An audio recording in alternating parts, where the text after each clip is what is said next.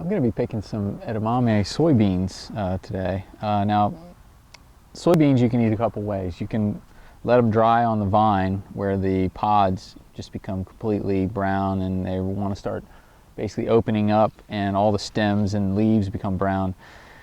And then you just dry them and you can eat them. You can eat them as dried beans. However, if you want to eat them edamame, which is fresh, you'll want to pick them when the beans are nice and full in the pods, but before the pods really start to turn.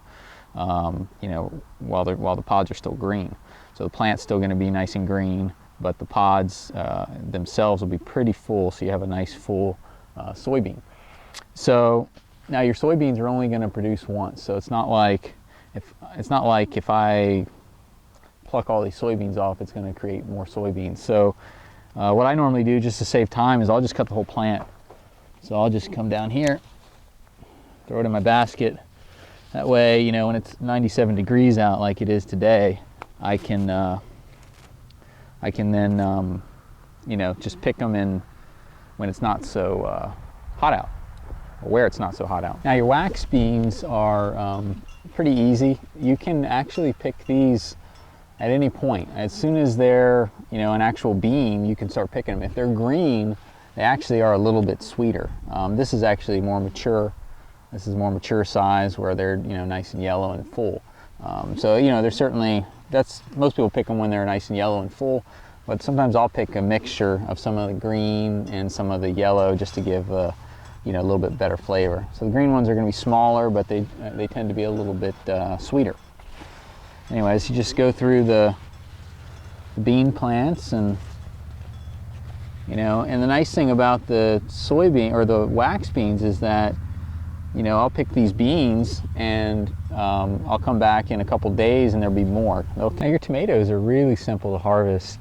Just wait till they're the appropriate color. Most of them tomatoes are red, although there are some yellow ones and some some darker red type colors, some of the heirloom stuff. But these are just these are a red type tomato, so you can see once they get nice and red, you can go ahead and pluck them off the vine. Now you can, like some of these, like this one here is, you can see this one here is much less red than the other one. This one's perfectly edible. It'll probably taste good. This one is going to taste better.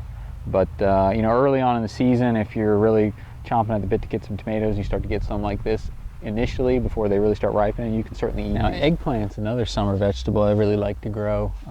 Now these eggplant, now you can see these are all kind of a dark purple. So every one of these is edible. And they're going to taste good.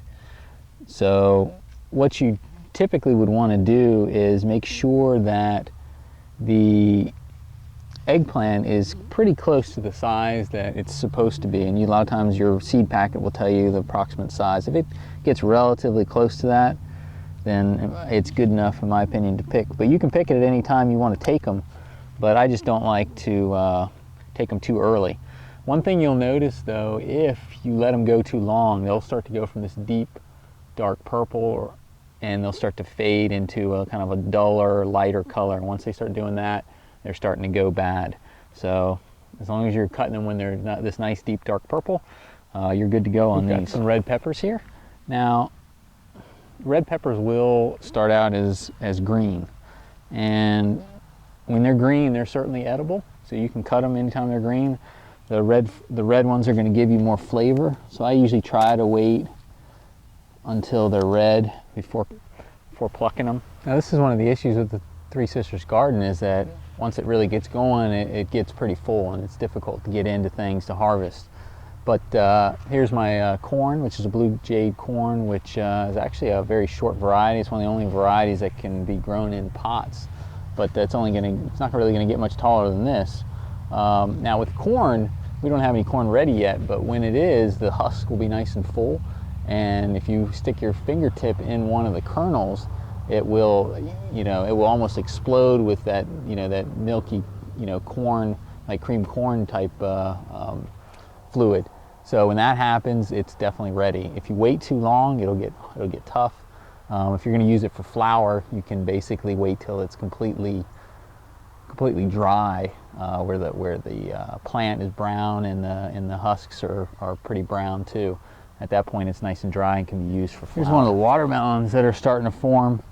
It's definitely not ready yet, but sometimes they get on the underside if they stay in one place too long.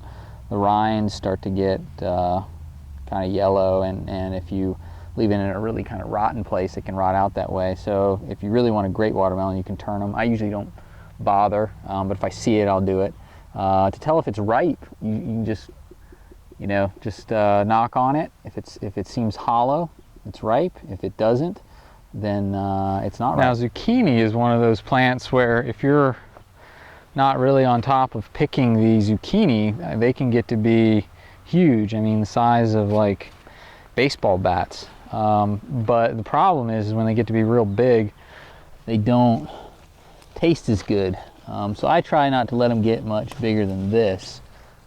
This is a decent sized zucchini, but once they get to be about this size, or even like, around this size, I usually try to pluck them and eat them, because they just tend to taste much better.